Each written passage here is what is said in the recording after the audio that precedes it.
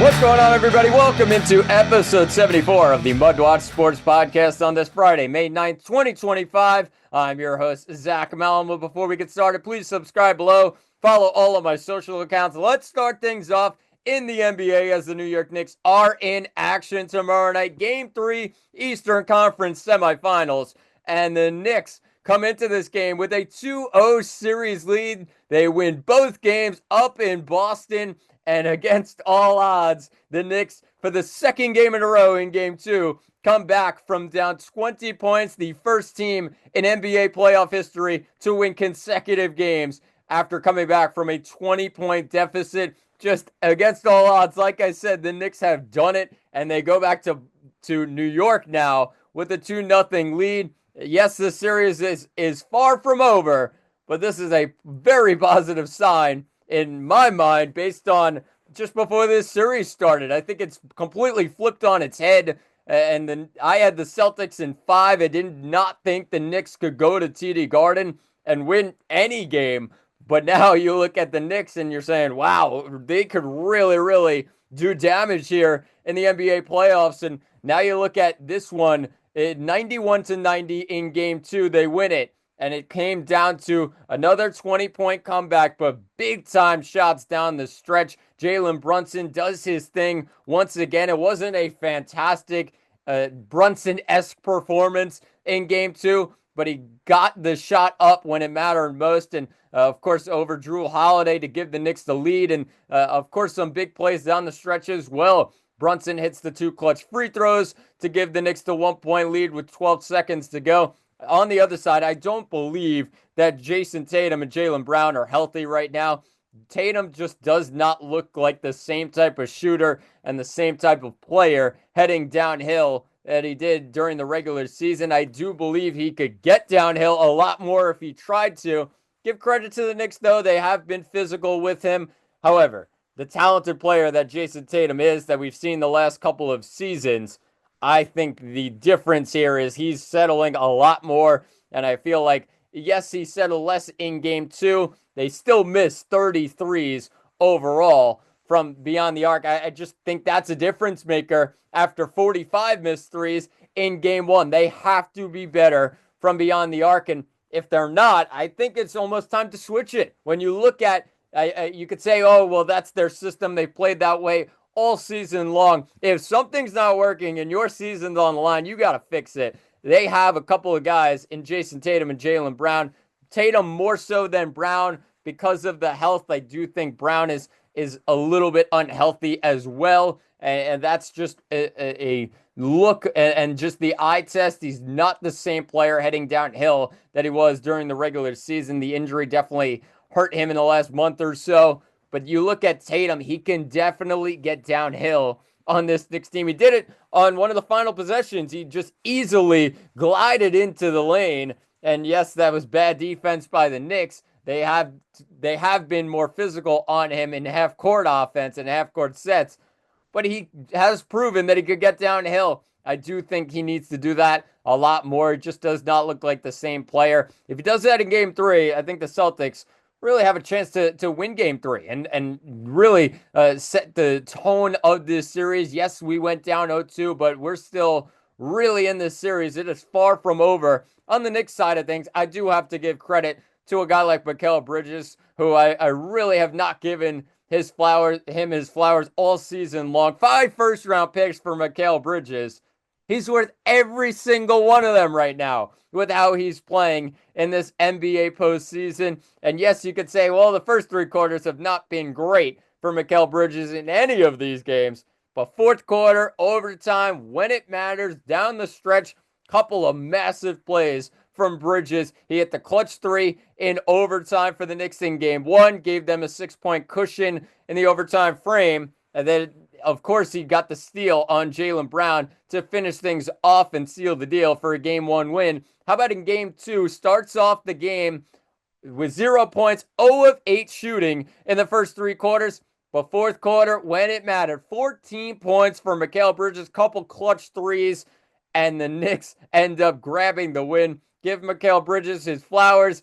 got to do it at MSG now. And I think the Knicks really haven't played their best ball. They have been down very early in these games and have to mount a comeback. You give them credit for how they finish games, but the start of games, they need some work, and the Knicks know that right now. But they head back to MSG. It should be a wild one heading back to the Garden. 3:30 start tomorrow afternoon, and the Knicks with a 2-0 series lead come in as underdogs in Game 3. Boston is 5.5-point favorites, total sitting at 205.5. Low total in this one, a bit of a lower total, and that's just been based on the defense in this series. It's been really, really strong, and give credit to both teams. They've looked really strong on the defensive side. That's a positive for them, and even Boston as well. Although they've blown a lot of leads, even in the fourth quarter, the Knicks have made some very tough shots. It's been good defense by Boston, in my opinion, and the Knicks have just been,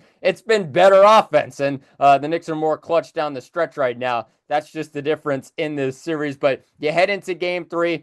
I won't say it's a must-win for the New York Knicks because they do have a 2-0 series lead, and if they lose Game 3, maybe they win Game 4. However, in my opinion, I do believe if they lose Game 3, it is a lot harder to win Game 4, and all the pressure heads back to the Knicks side to not go back to Boston tied with the series at 2. That is a massive difference in this series. If it goes back to Boston 2-2, Celtics probably winning this one because then they'll have the momentum back on their side, and they are, of course, the favorite at home to shut things down and seal this series. But if you're the Knicks, I won't say it's a must-win, but if they do win Game 3, backs against the wall for the Celtics, that is really, really encouraging for the Knicks if they can do that. I won't say, like I said, not a must-win for the Knicks in Game 3, but a highly encouraged win, you would say, in either 3 or 4. If you go back to Boston up 3-1, you can't be mad as a Knicks fan. So we'll see what happens, but Game 3 should be absolutely tremendous. Make sure you tune in to this electric series, 3:30 start on Saturday afternoon at Madison Square Garden.